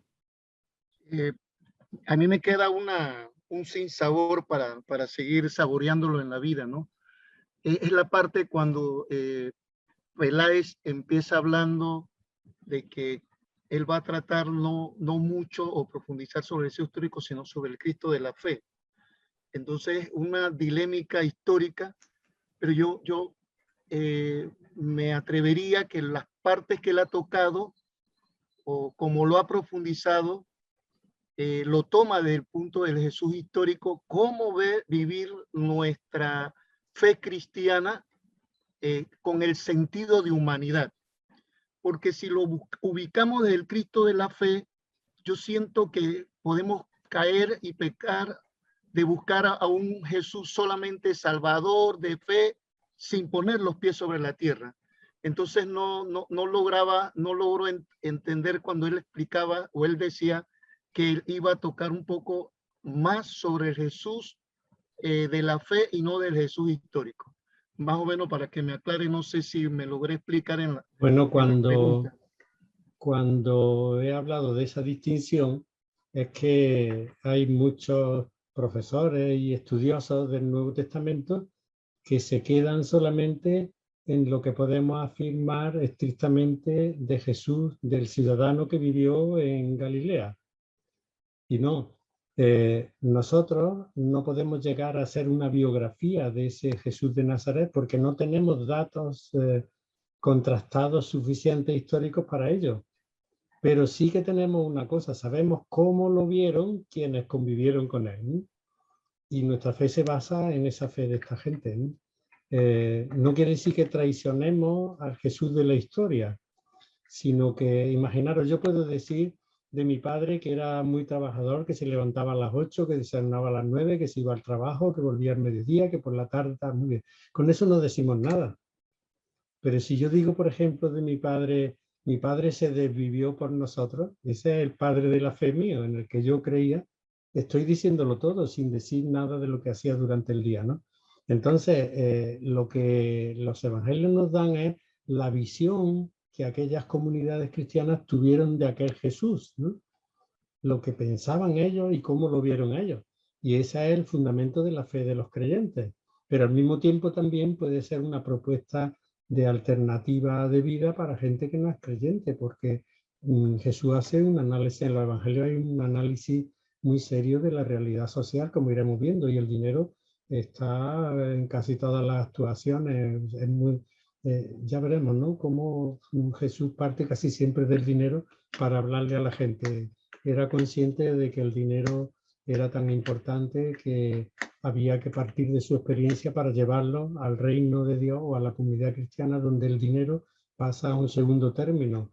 Se usa para dar dignidad a las personas, pero no para enriquecerse, ¿no?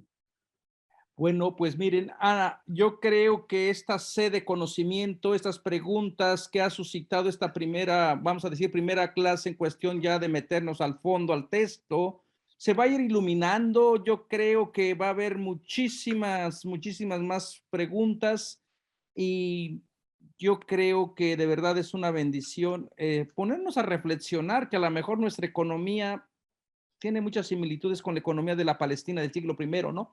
Bueno, muchas gracias, Jesús, de verdad, por esta segunda clase, por esta segunda semana. No tengo palabras por tu generosidad, por tu entrega, por darlo todo gratuitamente. Ojalá yo contara con más personas como tú que gratuitamente dijeran, bueno, no les cobres nada, vamos a hacerlo para la promoción de la gente. Pero lamentablemente hasta la palabra de Dios a veces se trafica, ¿no? Bueno, estamos tratando de hacer todo esto gratuitamente de alguna manera, de que el dinero no sea impedimento para registrarse. Y tenemos un curso que vamos a ofrecer en las próximas semanas, en la primera semana de diciembre, última de noviembre, y el curso es sobre la infancia narrativa, sobre los evangelios de la infancia narrativa. Y allí también se va a especular desde el punto de vista histórico qué podemos conocer realmente de Jesús. Recuerden que todas estas son historias creadas. Entonces va a estar el profesor Toribio Tapia y las personas que quieran participar va a ser de las 7 de la noche, tiempo de Chicago, a las 9 de la noche, tiempo de Chicago. Creo que ya estamos en la misma hora que México. Y comenzamos el día 29 de noviembre al 4 de diciembre. Yo sé que para mucha gente de España, de Europa, pues esto va a ser muy difícil, ¿verdad? Pero bueno, gracias a Dios vamos a estar ofreciendo otros cursos que también se les acomode a ellos y a ellas allá en el continente europeo. Así que ya saben, hermanos y hermanas, les invitamos, les estamos pidiendo una donación a toda la gente que no vive en los Estados Unidos y Canadá, una donación de lo que ustedes quieran dar, si quieren donar. Nosotros nos movemos por 3 valores: tiempo, tesoro y talento. Por tiempo, a lo mejor pueden ustedes hacernos promoción, pasar el flyer, pasar el tríptico, el panfleto, ponerlo en sus páginas. Esta es una manera de donar algo. Su talento, a lo mejor pueden ustedes también a llamar su creatividad, a decir voy a invitar a más gente. Y también si tienen algún dólar, algo, pueden donarlo también. Así que no estamos enfocados solamente al dinero económico, sino al tiempo, tesoro y talento. Y para los Estados Unidos, para acá sí estamos pidiéndoles una donación de $50, porque la situación económica es diferente. Así que ya lo saben, todas las personas que quieran participar en este curso son bienvenidos, bienvenidas. Y bueno, una vez más, gracias a toda la gente por haber participado el día de hoy. Nos vemos la próxima semana con el mismo enlace, a la misma hora, aquí en el Instituto Bíblico Claretiano de las Américas. Muchas gracias, que el Dios de la vida les cuide, les bendiga, les llene de sabiduría y nos regale salud, por favor, salud, que es lo que más necesitamos ahora, ¿verdad? Nos vemos la próxima semana. Gracias, Manuel. Gracias. Gracias. Buen día. Gracias. Gracias. No se Chao. olviden apuntarse, anotarse a los cursos.